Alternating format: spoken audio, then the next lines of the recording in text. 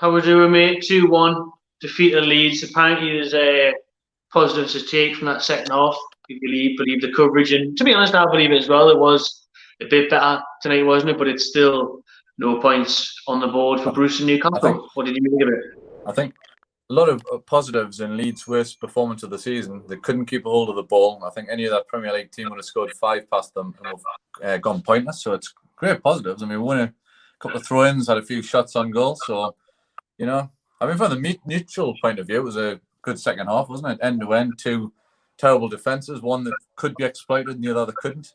But it just goes to show no team's going to be as open as what Leeds were and as dreadful as what they were second half. But it does sort of beg the question that we do have some offensive capability in the team, and with a bit more confidence and with a bit more attacking minded and getting higher up the pitch and trying to get people in the box, you can create chances. I mean, we'll miss the chances, but at least we've created some, I guess. I mean, they were gifted to her, but it was better, but it's too late. It's too little too late for Bruce to save his bacon because, you're going to lose the next game against Everton away.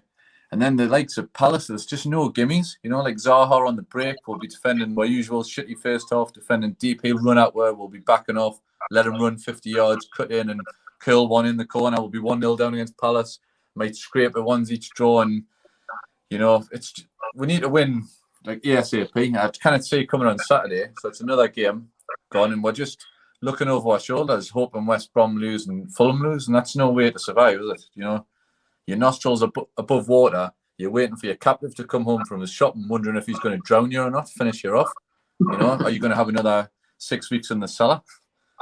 I feel like Newcastle United are being owned by Fritzl, if I'm honest. I mean, Fritzl's got me locked in a cellar, and I'm thinking, you know what I mean? What can I do? Can I get some fresh air, please, Joseph, or not? I mean, it'd be nice to get a day out and get some fresh air the odd day, but no, not that second half was about as much fresh air as you're ever going to see. You could link in the fresh air for Fritzl to a 3 points under Steve Bruce at this point. Like, I mean, it's a one win a game since last year. We finally scored a goal, but still no points, and we're 16th on the table. And like you say, it's just got the point now of hoping that the teams around we don't win. I mean, I think was it the Natural Blues Moby, the old Moby in the Natural Blues video, was it? I wonder if that's Shelby. I wonder if Shelby starred in that video, or the bloke in that video is quicker than him without his wheelchair. The bloke out Google, if you don't know the Natural Blues video, youngins, Moby, oh lordy, trouble so hard. Watch the video, look at the old Moby in it, and that bloke without his wheelchair would beat John Joe in a race, I'm telling you now. At least he can cross the ball a bit. At least his corners are right. They look dead ringers for each other as well, to be honest. But it's disheartening because, if you can get Ryan Fraser playing, you get St. Max from the team, you get Wilson, you get Miggy. There's enough there of a decent attacking-minded. Well, it doesn't even have to be a attacking-minded manager. Just a proper manager that's not a dinosaur comes in.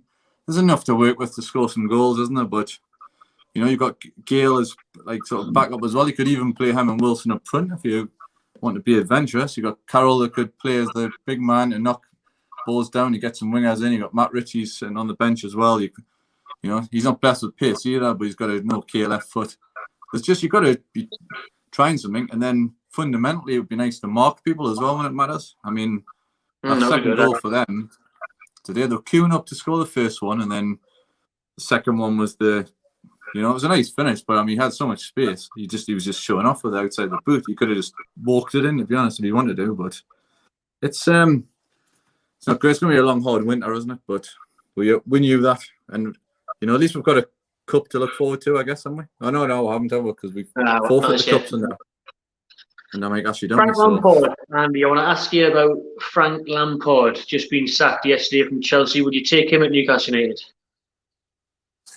Well, not really, but I suppose you take anybody. So, I mean, you would, but you wouldn't really. I mean, if it were under normal circumstances, but if it gets rid of Bruce, I suppose you would, wouldn't you?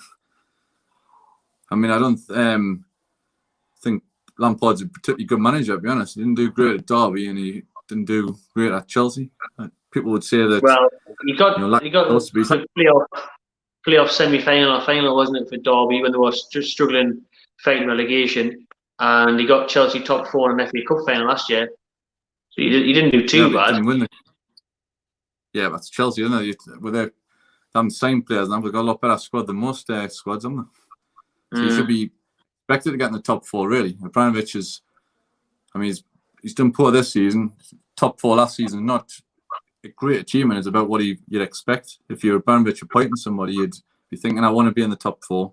This season, he's way below what they could be, although it's tight. A couple of wins and he could be in the top 4, I guess. But, and then Derby were an okay sort of playoff team before he took charge, weren't they? They were always there or thereabouts. So I don't think he'd be better than Bruce, though. I don't get us wrong. I mean, I'd have your hand. That's what I think it is. But it's all relative. At the minute, it's just anyone but Bruce, isn't it? Well, it is, but it's just making people bitter and angry. I mean, I'm the most negative bloke you'll ever meet anyway. But it's for me to say I'm more bitter. Just horrible, just being a Newcastle fan, isn't it? With that fat, horrible dinosaur, But yeah, it is what it is. But I'm just gonna entertain myself for next time. I'm gonna Google slow animals and I'm gonna pick an NUFC 11 with slow animals like sloths and stuff and giant tortoises and see if they would. I'm gonna calculate that speed and see if they could beat Shelby in a race. So I'm gonna do for night. Well, you enjoy that, mate. Thanks for joining us, and we'll see you again on Saturday. It is. Anyway, a shout out to poor Jake, me mate's son, because he's got to suffer. You've got to feel sorry for the poor youngins having to watch. Still, they've got enthusiasm and passion. Still, that's been knocked out of us. But come, keep following the tune, and hopefully things will get better, youngins. Poor Jake, one of the part of the generation that's only known Mike Ashley's regime, is he?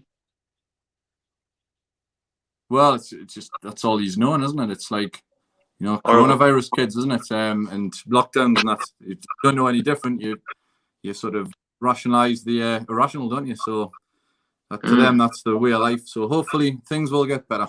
That's what we can all hope. Hopefully. Cheers, mate. See you later. Okay. See you after, mate. Bye. Bye.